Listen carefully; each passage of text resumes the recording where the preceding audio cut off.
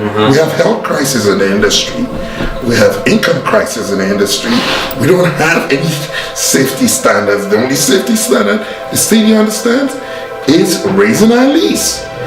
How does that affect safety? It makes us drive even more dangerous.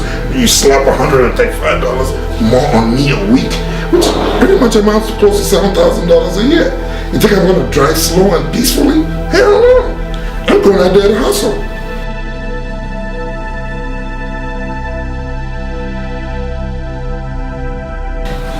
Taxi medallions used to be $40,000. Okay, so to buy a cab, that's all it would cost. Now that the millionaires and billionaires have come into this taxi industry and they're practicing vulture capitalism, which is what it really is, they've driven up the medallion prices to $300,000. Okay, and basically they're doing this in cities across America. So Boston, Los Angeles, Dallas, Atlanta, New Orleans, Chicago, Philadelphia, everywhere.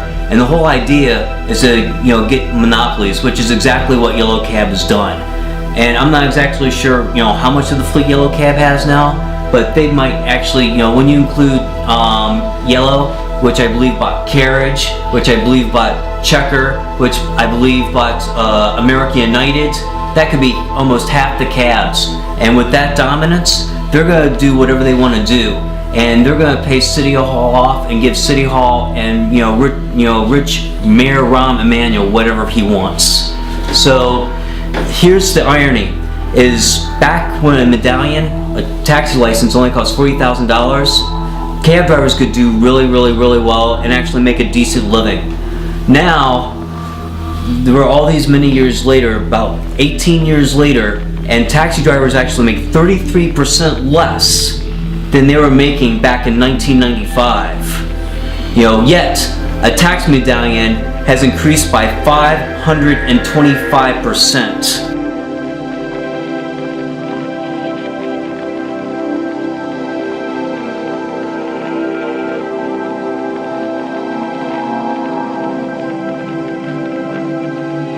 They want to cut us hours down from 14 to 12, and we can't make it on 12.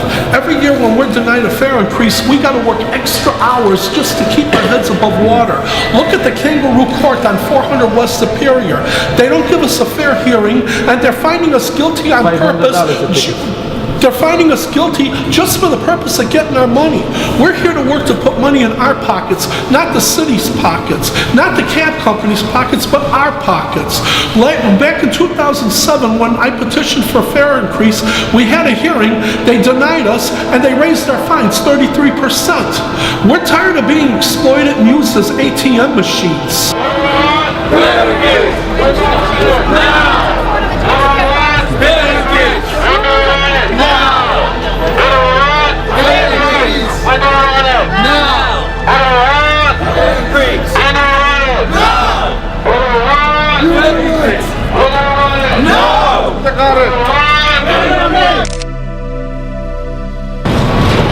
You see, what I want the city to know is the fact that this great country called America was built through the hard work of American men and women.